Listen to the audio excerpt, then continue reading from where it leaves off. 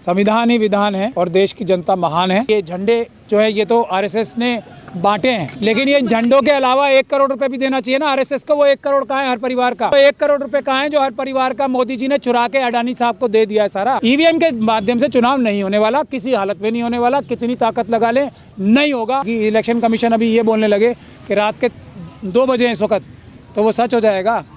ऐसा झूठ बोल रहे हैं बड़ा। बामसेफ के बावन मेश्राम साहब हैं, उनका प्रदर्शन है। हम देश की जनता से कहेंगे उसको भारी से भारी संख्या में आके उसको सफल बना। ईवीएम को लेकर वेयर हाउसेज हैं जहां ईवीएम मशीनें रखी जाती हैं, वहां परमानेंट प्रोटेस्ट होंगे, पूरे देश में होंगे। संविधान ही विधान है और देश की जनता महान है। उसके अलावा मेरे ख्याल से किसी और विषय में बात करना महान धोखा है देश के साथ। किसी व्यक्ति की धार्मिक आज़ादी भारत का संविधान ही देता है, हर एक व्यक्ति की। प्रधानमंत्री जो शब्द इस्तेमाल कर रहे हैं, प्रधानमंत्री जो एक मैसेज देश को देना चाह रहे हैं, उस मैसेज को आप किस तरह देखते हैं? क्या वो सही है? लोगों को समझना चाहिए? ये मेरा सवाल। मेरा ये कहना है प्रधानमंत्री जी से कि देश में इतनी ताकत है आज कि देश का हर एक नागरिक करोड़पति हो सकता है। देश की संपदा इतनी ज़्यादा है, देश की संपदा इतनी ज़्यादा है कि हर एक परिवार, नागरिक नहीं, परिवार, करोड़पति परिवार देश का हो सकता है। इस बात को क्या मोदी जी नकारते हैं? नहीं नकार सके, क्योंकि मैं तथ्यात्मक बात कर रहा हूँ। हर एक परिवार देश का करोड़पति होना चाहिए अगर प्रधानमंत्री ईमानदारी से काम कर रहे हैं। तो नहीं कर रहे तो बेईमानी हो रही है, ये बात तय है। अब मैं आपसे ये पूछना चाहता हूँ, कोई भी व्यक्ति किसी भी अपने आराध्य की पूजा 1 करोड़ रुपए पूरे परिवार में आके ज़्यादा अच्छे से कर सकता है या बगैर 1 करोड़ 5 किलो अनाज के साथ कर सकता है? मैं ये भी जानना चाहता हूँ प्रधानमंत्री जी से। हमारा ये कहना है जो भी जिसका आराध्य है वो उसकी पूजा करे, लेकिन ये 1 करोड़ रुपए जो चुरा के मोदी जी की सरकार ने सिर्फ अडानी को भर दिए हैं, हर परिवार का 1 करोड़ रुपए चुरा के जो अडानी के पेट में भर दिए हैं, वो लेकर भी तो हम पूजा आराधना अच्छे से कर सकते हैं या नहीं कर सकते हैं? 23 तारीख से हमें ये सवाल पूछने चाहिए और 25 तारीख को वोटर्स डे, हमें ये सवाल पूछने चाहिए। 26 तारीख को इस देश का जो है गणतंत्र दिवस है, संविधान इस दिन से लागू हुआ था, तो हमें ये सवाल करने चाहिए कि 1 करोड़ रुपए हर परिवार का कहाँ गया प्रधानमंत्री जी?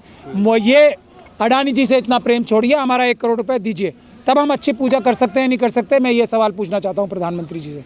और मुझे तो लगता है कि अगर हर परिवार में 1 करोड़ आ जाएगा अच्छा, तो बड़े बड़े जश्न मनाए जाएंगे। अपने अपने आराध्य जो भी हैं जिसके, उसका आराध्य का अच्छा जश्न भी मना पाएगा। वो तो सर कल भी पूरे देश ने मनाया है।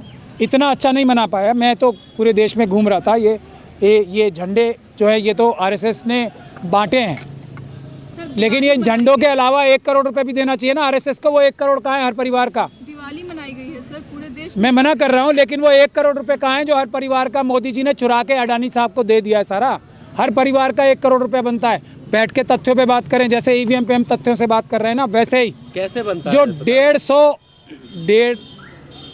150 लाख करोड़ का कर्ज लिया ना मोदी जी ने पिछले अपने 9 सालों में, ये तो आप पब्लिक में डोमेन में पढ़ रहे हो ना, लिया है ना, वो कहाँ गया? हम और आप कहाँ गए या अडानी जी कहाँ गए? वहीं से शुरू करेंगे। इसलिए कह रहा हूँ ना, कोई निर्मला सीतारमण जी को भेजें, जैसे मोदी जी ने हमारी बातों का वीवीपैट का जवाब देने के लिए भेजा है ना 2 अपने जनरल्स को, एक कुरैशी साहब को, एक रावत साहब को। उनकी बातों को हमने कैसा 2 मिनट में झूठा ठहराया?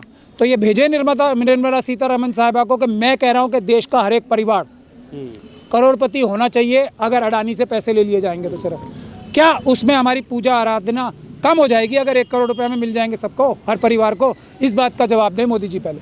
तो कल कई राज्यों से हिंसा की खबरें भी सामने आएंगी, चाहे महाराष्ट्र का मीरा रोड हो या बिहार का मुजफ्फरनगर। जो लोग हिंसा के पीड़ित हैं उनके परिवारों को 1 करोड़ रुपए मिल जाएगा तो वो अपनी जो इलाज ठीक से कर पाएंगे, नहीं कर पाएंगे? इस सवाल का जवाब मोदी जी को देना चाहिए। पर जिस तरह से पूरे देश में हर्षोल्लास का माहौल था कल, उसमें कुछ वीडियो हजरतगंज का भी है, लखनऊ से, जहाँ पर अभद्र भाषा का इस्तेमाल हो रहा है। एक तरफ प्रधानमंत्री राम राज्य की बात कर रहे हैं, वहीं दूसरी तरफ ये जो अभद्र शब्द और गाने बज रहे हैं, उससे किस तरह का संदेश है, राष्ट्र किस तरफ जा रहा है? देखिए, ये सब आप आरएसएस के लोगों से पूछिए, ये जो भी इस प्रकार की बातें करते हैं, और जो मैं कह रहा हूँ, इससे ज़्यादा प्रिय बात किसी को हो सकती है? किसी भी देश के परिवार वाले को कि 1 करोड़ रुपए कम से कम मिलना चाहिए हर एक परिवार वाले को। ये 1 करोड़ रुपए की बात ना करके दूसरी कोई भी बात करने वाला देश का हितैषी है, हर परिवार का हितैषी है या दुश्मन है? आप सब डिबेट एक ही बात पे होनी चाहिए कि हर देश का हर परिवार करोड़पति कैसे बनेगा, और अभी कैसे बनेगा? अडानी साहब से पैसे वापस लेके। ये बात अच्छी है या बुरी है? इससे महत्वपूर्ण बात अगर किसी और के पास है तो वो इससे महत्वपूर्ण बात कर ले, और अगर वो इससे महत्वपूर्ण बात नहीं रखता, कोई और बात में डाइवर्ट करता है, तो वो आरएसएस का एजेंट, आरएसएस का दलाल है। पर जिस तरह से 15 लाख की बात कही जाती है, अगर सवाल पूछते हैं तो वो फिर उन मुद्दों को गिनवा देते हैं कि मेरे 15 लाख जब आ गए थे जब ट्रिपल तलाक खत्म हो गया था, मेरे 15 लाख जब आ गए थे जब कश्मीर से 370 हट गई थी। वैसे ही आपके इस मुद्दे को भी गिनाते हैं कि मोदी जी काम कितने कर रहे हैं। अब देश का हर परिवार ये पूछेगा कि मेरे 1 करोड़ जब आ जाएंगे, जब मेरे हाथ में आ जाएंगे, और असली वाले, ये नकली नोट नहीं। आजकल अगर हम आपको, इसीलिए तो कह रहे हैं निर्मला सीतारमण साहिबा को सामने आने दीजिए। क्या जितने नोट छपवा लिए इन्होंने, उतने की स्ट्रेंथ है हमारी ट्रेजरी में? क्या सब लूट के हवाले कर दिया अडानी साहब के? ये कागज़ के टुकड़े तो नहीं है नोट कहीं? ये सब सवाल पूछने वाले हैं। पर बुनियादी बात मैं आपसे फिर कह रहा हूँ, आपके पास, अब आप तो ईमानदार जर्नलिस्ट हैं, किसी के पास इससे महत्वपूर्ण मुद्दा है जो मैंने आज आप सब लोगों के सामने कहा है, तो वो मुझे बता दें। हर परिवार को 1 करोड़ मिलने की क्षमता, देने की क्षमता हमारे देश के अंदर मौजूद है आज। इसके बाद अगर कोई भी दूसरी बात करता है आज के बाद, तो वो आरएसएस का एजेंट है या बेवकूफ़ आदमी है। सर, राहुल गांधी के खिलाफ एफआईआर दर्ज करने के निर्देश दिए जा रहे हैं, और ऐसे समय में विपक्ष के साथ जब ऐसा हो रहा है, तो आप लोग जो ईवीएम की लड़ाई लड़ रहे हैं, आपके खिलाफ कुछ? राहुल गांधी जी भी अपना मुकदमा अच्छे से लड़ पाएंगे यदि सरकार की तरफ से 1 करोड़ रुपए उनको भी मिल जाएगा, उनके परिवार को भी। मैं ये कह रहा हूँ आपसे बात, ये बात समझिए ना आप। हम जैसे वकीलों को तो पैसे खर्च करने की मुकदमे में ज़रूरत नहीं पड़ेगी, लेकिन और लोगों को तो पड़ती है। हर परिवार अपने मुकदमे भी अच्छे से लड़ पाएगा अगर 1 करोड़ रुपए का उसका हिस्सा उसको मिल जाएगा अडानी से लेके वापस। ये आपकी बात लोगों की गले नहीं उतरेगी कि अचानक से कैसे प्राचा जी 1 करोड़ की बात कर रहे हैं? मैं कोई भी बात तथ्यों के बगैर नहीं करता हूँ। मैं लॉजिक दूंगा ना, निर्मला सीतारमण साहिबा को लाए बीच में, मैं तो कह रहा हूँ मैं लॉजिक दूंगा, और लॉजिक आपने अभी खुद ही दे दिया एक छोटा सा। तो 15 लाख का वादा तो मोदी जी ने नहीं किया था, नहीं किया था, वो झूठा वादा नहीं था। वो मिले 15 लाख रुपए मोदी जी और अडानी जी को दे दिए मोदी जी ने, वो झूठा वादा नहीं था, सच्चा था वो सच्चा वादा था। मैं आपको बता रहा हूँ ना। अमित शाह जी जुमला क्यों बता रहे हो? तो बता अमित शाह जी झूठे हैं।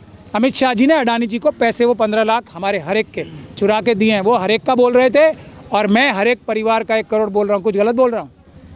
अमित शाह साहब झूठ बोल रहे हैं। अमित शाह साहब धोखा दे रहे थे पूरे देश की जनता को। 15 लाख जरूर आए हैं वो, पर अडानी जी को दे दिए गए।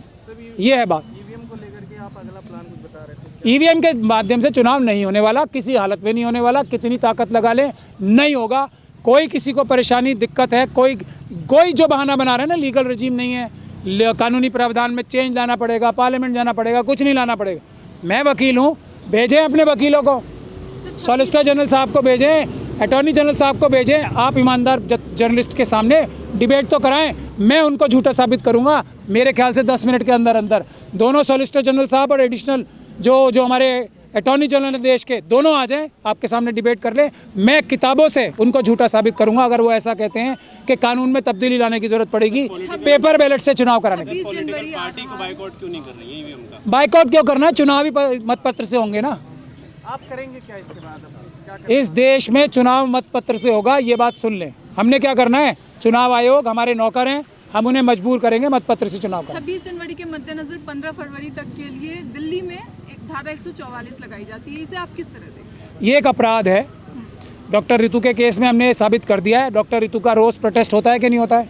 धारा 144 लगाई ना, उसमें वाइस चांसलर, उसमें रजिस्ट्रार, उसमें डीसीपी, उसमें सब आपराधिक मुकदमा हमने उनके खिलाफ तैयारी कर ली है, फाइल कर रहे हैं। तो पूरी दिल्ली में लगा ही नहीं सकते धारा 144। ये एक अपराध है। ये हम दुनिया के सामने साबित करेंगे कि अमित शाह साहब ये अपराध करने के मुखिया हैं, सर्वे सर्वा हैं। अमित शाह साहब के खिलाफ हम इसके खिलाफ कानूनी कार्रवाई करके एफआईआर दर्ज कराने की चेष्टा करेंगे। इसे ईवीएम के प्रोटेस्ट से भी कनेक्ट किया जा रहा है कि क्योंकि आप लोग प्रोटेस्ट कर रहे हैं इसलिए इसे लगाया गया है। फिर भी हमसे पूछ रहे हैं कि चुनाव में आप सफल होंगे नहीं होंगे इस बार, फिर भी आप ये पूछ रहे हैं ईवीएम हटेगी नहीं हटेगी। जब अमित शाह साहब, मोदी जी इतना डर रहे हैं जनता से, हमसे नहीं, हमारी कोई हैसियत और बिसात नहीं है, जनता ने हमें मजबूर किया है, जनता ने हमें फोर्स किया है कि ये ईवीएम से चुनाव ना करा के, और हमें सिर्फ एक जिम्मेदारी दी है जनता ने कि आप आगे आके लड़ो, पूरे देश की जनता आपके पीछे खड़ी है, चुनाव सिर्फ मत पत्र से होगा। हमारी कोई हैसियत औकात है ही नहीं, हम सिर्फ जनता के स्पोक्स पर्सन हैं, जो जनता हमें करोड़ों करोड़ों फ़ोन करके बोल रही है पीछे मत हट जाना प्राचा जी, अगर पीछे हटे तो हम आपको भी गद्दार डिक्लेयर कर देंगे। हम अपने देश की जनता के सामने गद्दारी का जो तोहमत है वो बर्दाश्त नहीं करेंगे, हम अपनी जान दे देंगे, देश की जनता को अपने आप को गद्दार कहने नहीं देंगे। ईवीएम पर ही विपक्ष में ही दो फाड़ है, एक ही पार्टी के दो नेता कहते हैं, एक कहता सही है और एक कहता गलत है। दिग्विजय सिंह कह रहे हैं गलत है ईवीएम, सुप्रिया निशिनेत कहती है कि सही है, तो जनता कैसे भरोसा करे? अभी देखिए, हमने साइंटिफिक प्रेजेंटेशन जैसे जिसके सामने कर दी है। बहुत से लोग वीवीपैट की भी बात कर रहे थे, लेकिन अब सिर्फ सब पेपर बैलेट की क्यों बात कर रहे हैं? क्योंकि ये टेक्निकल विषय होते हैं। हम लोगों ने जब हमसे लोगों ने बात करनी शुरू की है तो सभी लोग कन्विंस हो रहे हैं कि वीवीपैट भी धोखा है। जंतर मंतर पे आपने देखा ना कैसे हमने वीवीपैट को धोखेबाज वीवीपैट साबित कर दिया। कितनी देर लगी? 15 मिनट लगे ना।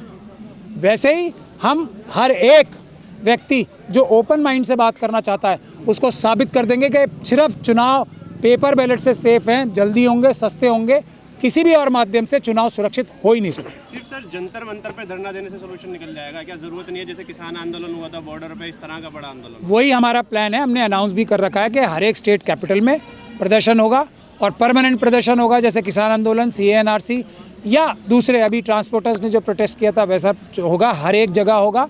ऐसा होगा जैसा अभी यहाँ लगा हुआ है। और इसके अलावा हर एक जो रिटर्निंग ऑफिसर्स हैं, जो डिस्ट्रिक्ट कलेक्टर्स हैं, 543 की लोकसभा सीटों के, वहाँ पे परमानेंट प्रोटेस्ट होगा। जितने भी जो ये वेयर हाउसेज हैं जहाँ ईवीएम मशीनें रखी जाती हैं वहाँ परमानेंट प्रोटेस्ट होंगे, पूरे देश में होंगे। पर जिस तरह से आप लड़ाई लड़ते हैं, मतलब साथ जाते हैं, चाहे वो CNRC का हो या किसान आंदोलन हो, जब आप देश की सबसे बड़ी समस्या बताते हुए ईवीएम के साथ हैं, मतलब ईवीएम के विरोध में विरोध प्रदर्शन कर रहे हैं, वो लोग किसान क्यों नहीं आ रहे? बाकी लोग आपके साथ क्यों नहीं आ रहे, क्यों नहीं दिख रहे सड़क पर? आपको अभी नज़र आ जाएंगे बहुत जल्दी में। हम अपनी जो स्ट्रैटेजी, एक तो हम सबके सामने कैसे डिस्क्लोज कर दें कि कौन कौन से आ रहे हैं। हम ये भी नहीं चाहते ना कि अमित शाह साहब और मोदी जी को इतना बड़ा धक्का इतनी तेज़ी से दे दें। अच्छा, किसान, सिर्फ किसान ही नहीं, मजदूर, अनऑर्गेनाइज सेक्टर के लोग, पूरे देश की जनता हमारे, मैं आपको बताया ना वो एक फ़ोन हमने इशू किया था, वो क्रैश क्यों हो गया? वो हर एक संगठन का व्यक्ति फ़ोन करके हमें दिन रात सोने नहीं दे रहा है कि भाई आप और करो, लेकिन हम इंतज़ार कर रहे हैं 26 तारीख तक का, ताकि 26 जनवरी सुरक्षित तौर पे सावधानीपूर्वक और बिना किसी प्रॉब्लम के निकल जाए। उसके बाद आंदोलन को हम तेज़ करें। 26 जनवरी में तो किसानों ने भी कहा प्रोटेस्ट करेंगे, परेड निकालेंगे दोबारा से जैसे पहले हुआ था। जैसे परेड तो निकालनी चाहिए, हम तो हर साल निकालते हैं, कोई आज थोड़ी निकाल रहे हैं। नहीं, हम हर साल अपनी अलग निकालेंगे जैसे पहले। अलग नहीं, देश का हर नागरिक झंडा फहराने के लिए उसकी ड्यूटी होती है 26 जनवरी पे। ये सिर्फ सरकारी फंक्शन ही नहीं होता है, अपने अपने घरों में, अपने अपने मोहल्लों में झंडा सलामी आज से नहीं होती आ रही है। कैसी हम बातें करने लगे हैं ये RSS के बहकावे में आके। हर मोहल्ले में झंडा सलामी होती है 26 जनवरी के दिन, 15 अगस्त के दिन। किस मोहल्ले में नहीं होती? सिर्फ RSS के घरों में तो नहीं होती थी, सिर्फ नागपुर में तो झंडा नहीं फहरता था, देश में तो हमेशा से तिरंगा झंडा फहरता आया आज़ादी से पहले से। सिर्फ RSS के लोगों को भूल जाइए, किस मिथ्या में, भ्रांति में फंस जाते हैं आप लोग। हर बार होता है 26 जनवरी के दिन, हर बार, हर साल देश के कोने कोने में झंडा सलामी होती है, परेड निकालते हैं, बच्चे निकालते हैं। हम स्कूल में इतने से थे, स्कूल की छुट्टी होती थी तब हम अपनी एक मॉक परेड निकालते थे 26 जनवरी के दिन। किस दुनिया में हम जी रहे हैं? ये फ्रॉड RSS के लोगों के बातों में नहीं आना चाहिए किसी। ईवीएम के खिलाफ जो वीडियो सोशल मीडिया पे जा रही है, सोशल मीडिया प्लेटफॉर्म को लगातार कहा जा रहा है कि इन वीडियो को टेक डाउन किया जाए और डिलीट कर दिया जाए। तो पर्दा रखना ही तो उनकी सबसे बड़ी ताकत है। अपनी सारी चोरी डकैतियाँ वो पर्दा रख के ही तो छुपा सकते हैं। सच से डरते हैं ना, सच जो चोर होता है वो नहीं दिखाता ना। चोर अंधेरे में चोरी क्यों करता है? तो अंधेरे में रखना चाहते हैं ना, इसीलिए तो हम कह रहे हैं कि कन्फर्म चोर हैं ये सब, जो हमारी बात को दबा रहे हैं, छुपा रहे हैं। भाई सीधी सी बात है ना, जो कुरैशी साहब हैं, रावत साहब हैं, हमने उनको ओपन चैलेंज दिया है, आप ही बहस कर लो, आप तो सरकारी अधिकारी नहीं हो। वो भाग गए, अब उनके इंटरव्यू आने बंद हो गए ना, जब से मैंने बोला है आओ डिबेट करो। मैं बताऊं कि कैसे आप चोर हो? आप पहले भी चोर थे और आज भी चोर हो। मैं तो खुल के बोल रहा हूँ ना, अगर चोर ना साबित कर पाएँ तो हाथ जोड़ के माफ़ी मांगेंगे रावत साहब को भी और ये कुरैशी साहब को। एक सवाल है, यहाँ सारे यूट्यूबर्स हैं और स्पेशली यूट्यूब पर एक मैसेज आ रहा है ईवीएम की वीडियो पर। यूट्यूब खुद क्लियर कर रहा है कि ये टोटल ट्रांसपेरेंट है, इसमें कोई इशू नहीं है और चुनाव जो हो रहा है वो बहुत ज़्यादा ट्रांसपेरेंट तरीके से हो रहा है। आपने अगर खुद ईवीएम पे मुद्दा उठा रहे हैं, वीडियोस देखी हो तो सिर्फ ईवीएम की वीडियो पर आ रहा है। तो आपको मैं क्या बोल रहा हूँ, किसी के ये बोलने से इस वक्त रात है, यूट्यूब पे क्या दबाव मैं इलेक्शन कमीशन का वो मैसेज मैं आपको क्या कह रहा हूँ, इलेक्शन कमीशन अगर ये बोलने लगे कि यहाँ आप खड़ी नहीं हो अभी, तो वो ये सच हो जाएगी बात। ऐसी बात बोल रहे हैं इलेक्शन कमीशन वाले तो वो सच हो जाएगी। इलेक्शन कमीशन अभी ये बोलने लगे कि रात के 2 बजे हैं इस वक्त, तो वो सच हो जाएगा। ऐसा झूठ बोल रहे हैं बड़ा। इलेक्शन कमीशन इम्पोर्टेंट नहीं होता है, प्रधानमंत्री इम्पोर्टेंट नहीं है। प्रधानमंत्री क्या बोलते हैं वो इम्पोर्टेंट है, प्रधानमंत्री क्या लॉजिक देते हैं वो इम्पोर्टेंट है।